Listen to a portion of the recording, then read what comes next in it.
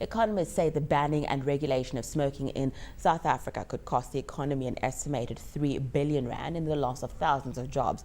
But 350 organizations from over 100 countries say that if left unchecked, tobacco use will kill 8 million people a year by 2030, 70% of them in developing countries. Joining us now in studio is Leon Lowe, Executive Director of the Free Market Foundation. And over in Lagos, we have Rachel Kitonyo from the Framework Convention Alliance for Tobacco Control. A very warm welcome to both of you. I'm going to start it right here in Joburg with Leon. Leon, thank you so much for joining us. And Rachel, thank you for joining us. But we are going to start here with Leon. Leon, reading through some of the things that you sent me and where your stand is, more than anything, it's not that you are for tobacco, that you are for the industry, you are for freedom more than anything. And you say that in a free society, people should be allowed to choose what they decide to do. Yes, let me make it very clear. I personally am a lifelong anti-smoker, so I demand absolute protection from other people's smoke.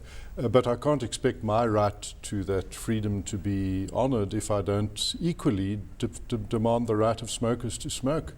You know, it's the same with everything. Everyone has the right to sex, but not to rape. It's absolute. So you should have complete and mutual freedom. And the trouble with what is happening now, up to now, the law has been informed by a desire to protect anti-smokers. Now it is going much further and a direct interference with the freedom and lifestyle choices and risks of smokers, and actually makes it worse for non-smokers. At the moment, I'm perfectly adequately protected by indoor smoking areas that are properly ventilated, but this law will force smokers out onto the sidewalks where I will no longer be protected from them, so non-smokers will be worse off. And what's more, force people to socialize and gather more and spend more time in their homes during evenings when they might have gone out to a club or a restaurant or a pub, where they will impose on children and domestic workers. But I mean, I want to talk a little bit about the hospitality industry, because that is something that you highlighted in your research, and it seems as though we don't have Rachel in Lagos, so we are going to keep it here in Joburg for the meantime. And what I wanted to ask you is, looking at the hospitality industry, you do have restaurants, for instance, that do not have, I mean, just generally their model is that they do not serve alcohol, they do not serve tobacco, and those restaurants seem to do quite well. Yes, it's perfectly in order, absolutely as it should be. I was in a restaurant 2 nights ago in Park View, a place near here, and I won't name it, although I'm tempted to, where there was smoking everywhere. It was awful, it was terrible, I couldn't wait to get out, and I, as a non-smoker and as a consumer, will simply fire them without notice. I won't go there again. I absolutely defend their right to do that. Equally, I defend the right of people who have no smoking. You see, the point is, freedom means that you don't impose your will on other people, and that everyone has freedom of choice and association. I want to quote something that you said in one of the papers that you wrote. You were talking about that elected officials are not appointed to tell us how we're supposed to live our lives or what habits we are supposed to follow. And you say that this regulation in South Africa that would in essence, you know, ban smoking the way that we know it, is one more step on the road to a nanny state. Yes, we're well into a nanny state, and the interesting thing is, where do people learn to smoke now? And the answer is mostly at school, and that is in the hands of the nanny state. That's where people learn to smoke. And so, yes, this is now, it's no longer a case of protection. And I want all non-smokers to understand this very perfectly. This is not about protecting non-smokers. And the normal knee-jerk reaction that an anti-smoking measure is good if you're a non-smoker isn't appropriate here. This is now about a direct interference with the personal lifestyle choice of people. And if we allow this to happen, then there is no stopping it. The next, of course, will be liquor and gambling and dangerous recreations and unprotected sex and eating junk food and salt and sugar and so on. But what you said when you were calling, I mean, when I read your paper and you were calling on people to actually protest this, I would imagine, you were saying that this is a warning that our freedoms, all of our freedoms, are at risk. Yes, this is the beginning. This is not even the thin edge of the wedge, a thick edge of the wedge. And if this is allowed, then you can never complain again for any interference with your personal lifestyle. What I do have to highlight, then the principle is lost forever. What I do have to highlight, though, is that it's not just South Africa. This is a global phenomenon. This is being debated across the globe.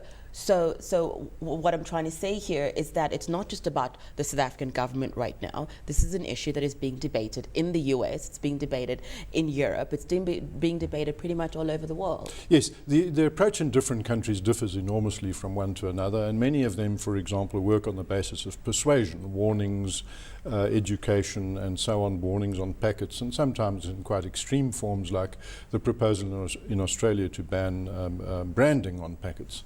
That's a different issue, and in many countries the issue is about protecting non-smokers, and then in some countries there's this nanny state idea, as in, for example, Ireland, where they have already banned all indoor smoking, the result of which is many small businesses, restaurants, pubs, bars go under because people just don't go there anymore if they can't enjoy a smoke and a drink.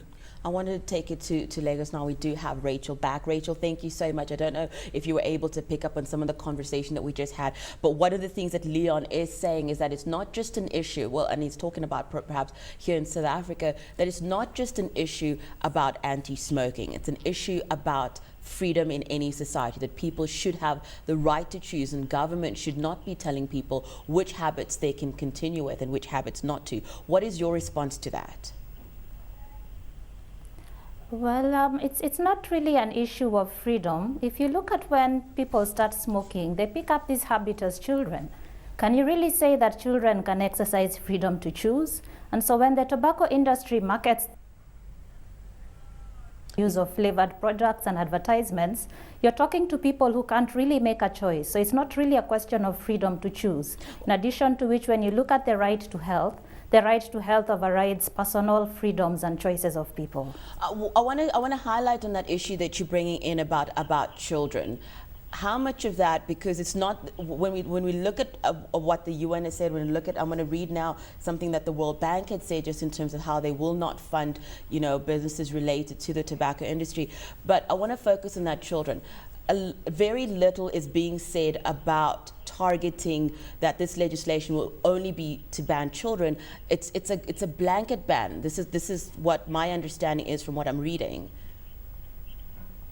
Well, when you talk about smoking, so right now in Africa, the bulk of smokers are adults, and then you look at the issue of secondhand smoke, and so the people who are affected by secondhand smoking tend to be the wives and the children. And so when you talk about a ban of smoking in public places, there's an extent to which you are protecting children and wives who have chosen not to smoke.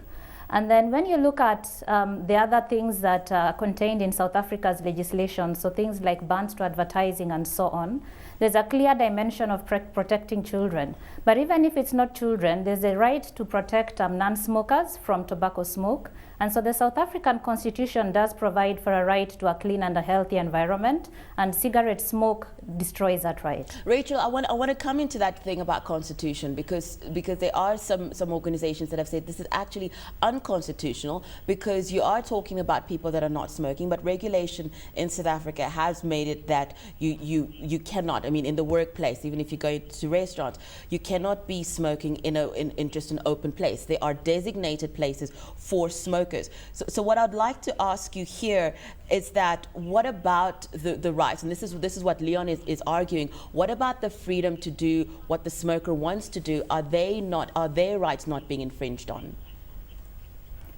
Well, if you look at the South African Constitution, the Bill of Rights in particular, it has clear rights that belong to non-smokers. And so, as I've said, you've got in Section 11 the right to life, and then there's also a right to a clean and healthy environment.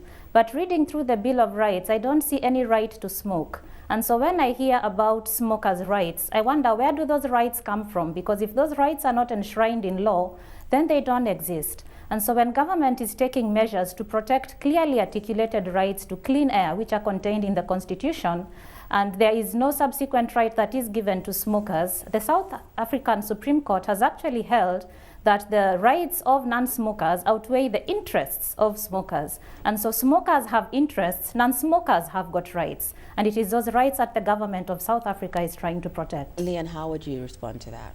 Well, there are a number of issues Rachel has raised. Let me first make the point about children. There is absolutely nothing in this bill, in this draft regulation about children. On the contrary, it makes things much worse for children because it allows the only indoor place that it will be lawful to smoke in future will be in the home. And what will happen is when people are not allowed to go out and smoke, they will obviously socialize more and stay home more. This will directly expose children to a substantial increase in exposure to secondhand tobacco smoke, and not just children, but also domestic workers. As far as protecting people to a clean and healthy environment, this bill does exactly the opposite of that. At the moment, we are protected by having indoor, properly ventilated smoking areas. This bill says you have to be outdoors on a sidewalk, effectively. You have to be in a public place where there is now clean air and in future will not be clean But air. also I think there's about 10 meters, you cannot be 10 Well, meters it says you have close to door be or 10 window. meters from a door or a serviceable window, nobody knows what that means, or a ventilator or an entrance, apparently not an exit, which is again odd. But anyway, 10 meters from any door or window. In a place like Rocky Street in Yeovil or Long Street in Cape Town, or any township or location or settlement in South Africa, 10 meters from one door or window or ventilators in front of another one. So you can't do it. But nonetheless, this building we are in right now, no one will be able to smoke anywhere on this property. They will have to walk out onto the pavement, which is exactly the opposite of the right to a clean environment. It actually makes the environment less clean and less safe. One of the things that I do want to bring into this is the debate about economics, because has been a huge thing that the tobacco industry has said. The economies are going to lose so much, so many jobs are going to be lost. I would like to read the 1991 World Bank policy that was adopted, and here's the World Bank saying that tobacco consumption provides a net economic loss, and anti-tobacco policies are a cost-effective way to save lives and benefit the economy. And what they're saying there is they're not pro the tobacco industry. So in terms of,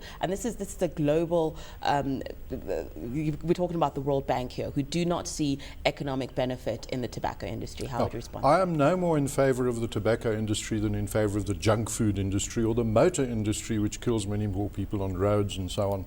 The question is not about the industry, and I really don't care about the industry. I do care about the right of people who work in the industry, the people who distribute and sell tobacco products, and more importantly and most importantly, the people who smoke. To say they don't have rights is really quite strange. To treat them like lepers is clearly a violation of Section 10 of the Constitution, which says they have the right to dignity. I want to go back to Rachel. Rachel, what I do want to ask you is I was asking Leon about just the economy debate, because that is something that the tobacco industry has come up with, and they've said that some economies that really depend on the tobacco industry are going to be hit hard, jobs are going to be lost. When you hear the tobacco industry argue like that, what is your comeback? Well, my response is that overall, tobacco control is good for the economy.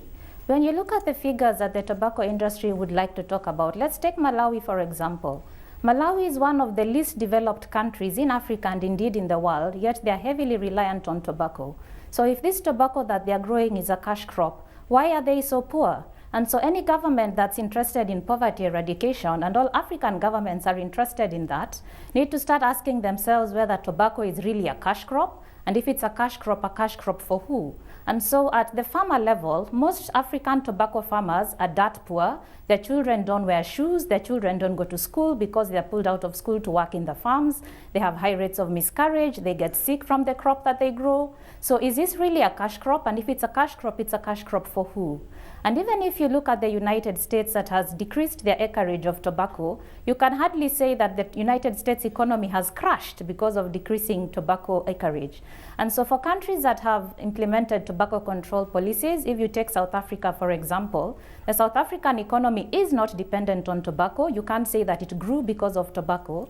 And actually, because of successful implementation of tobacco control policies, not only is the Treasury making money from tobacco tax increases, but they are saving money from the lives that are being saved as people stop smoking. And so the overall net effect is more money for the smoker as he spends less on a destructive habit, more money for the Treasury as they get more revenue and spend less on healthcare, and then better lives and better health and outcomes for the population. But Rachel, how far do you take tobacco control? In your view, you are very anti-tobacco. How far would you like to see countries take anti-tobacco laws? Well, we don't tend to have this kind of discussion about mosquitoes and malaria and say how far do we take the mosquito When you've got a mosquito, you kill it because it's causing malaria, and malaria kills people. And so when you look at tobacco use, there is no positive health benefit from smoking tobacco. Eventually, the economic benefit is a net loss because you spend more than you gain. And so how far I take it is to ask governments a question: how far do you take the lives of your citizens? How much do you take the economic development of your nations? And any government that is serious about protecting its citizens must be serious about tobacco control. So it's really a question of life and health. And that's how seriously I take it, and I'm hoping our African governments take it that seriously too. Leon, what I do want to ask you is, one of the things that you were concerned about when it came to enforcing this law in South Africa was you didn't see how it was going to be enforced, and then you were saying that what that does is, if there's a law that you cannot enforce and people can easily break it, you are at risk of raising a generation that has got a disregard for the law. I would like to just ask you a little bit about that, because it does sound like a pretty strong statement to make about one portion of South Africa's legal framework, I would imagine.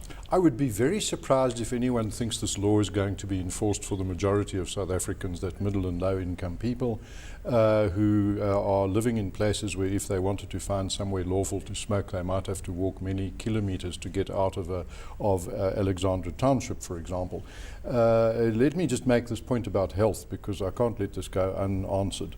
The fact is that tobacco contributes more to government revenue than is spent on caring for people suffering from tobacco-related illnesses.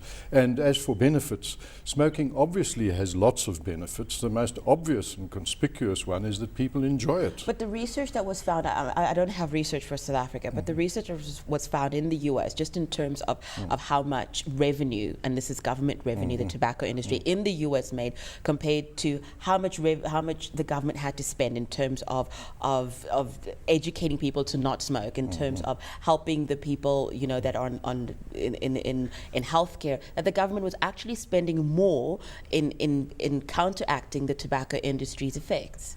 Yes, let me just immediately say, we don't hear this argument in regard to junk food, sugar, salt, coffee, dangerous recreations, motor car driving, and so on and so, unprotected sex, and so on. So why is tobacco singled out? That's the first anomaly in this debate. It's because people are fanatical anti-tobacco people for whatever reason. I don't know why. And the other thing is that the study was done by the South African eminent economist, internationally respected Duncan Reekie, and a colleague on South Africa. I don't know about America, but in South Africa, revenue to government is more than government spends on tobacco-related illnesses. So tobacco smokers in South Africa, and the industry in general, the people working for it, paying taxes, the companies, the retailers, they contribute more than is spent. Rachel, I want to come to you. Why is tobacco singled out? This is what Leon is asking, saying why tobacco? You've got fast food where people have got health problems because they're overweight. You've got sugar that causes huge problems as well, and so many other things. Why focus on just tobacco? Liquor. And he's talking about liquor as well. Well, if I could respond to that, last year at the United Nations there was a high-level summit on non-communicable diseases, and they were looking at the 4 major NCDs that are rising rapidly all over the world, and they were looking at cancer, chronic lung disease, diabetes, hypertension. And out of these, there are 4 common risk factors, and tobacco is a risk factor for all of these illnesses.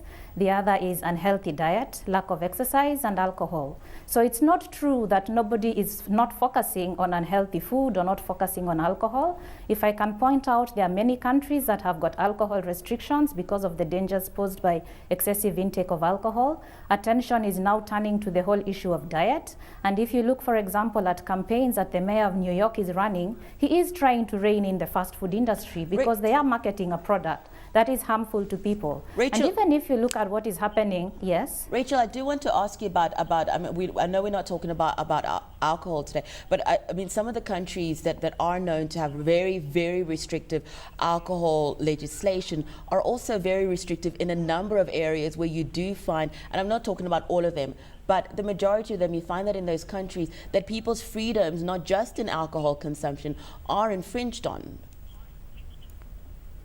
Well, we are not talking about infringing on people's rights. We are talking about the state's responsibility to protect its citizens and to take care of them. And so when you look at taxpayers paying money and what those taxpayers' money is spent on, you want to avoid things that are preventable. And so illnesses rising from tobacco use are preventable if people would stop smoking and if young people wouldn't start. Illnesses caused by excessive alcohol intake are preventable. And so we have enough of a hard time in Africa dealing with malaria and HIV/AIDS before we add illnesses that can be prevented. And so when government is taking action to prevent an epidemic that is rising and that is rising rapidly, I think it's unreasonable then to say that government is being excessive. And then I just wanted to respond to something that Leon said. It's not really the tobacco industry that's paying taxes, it's smokers that are paying taxes. And so the tobacco industry is just collecting the taxes that smokers pay. And those same smokers who are taxpayers, if they bought something else, would still pay the same taxes. So it is not the industry paying taxes, it is the citizens paying taxes. How do you even respond to that? I agree with that. The smokers pay for more than the cost to the state. That is absolutely correct. Let me just make the point, the real difference between Rachel and me, and she said it now 3 or 4 times, is she's not for rights. She thinks that if the state can be a nanny state, and determine your health, then it should be free to do so. That is really the difference. The difference here is about whether you believe in personal freedom or whether you believe that everyone should be governed in their lifestyle. And if you accept lifestyle control, as she has said, is now on the way, we must understand this, controlling junk food. Some countries have compulsory exercise. Being obese is illegal.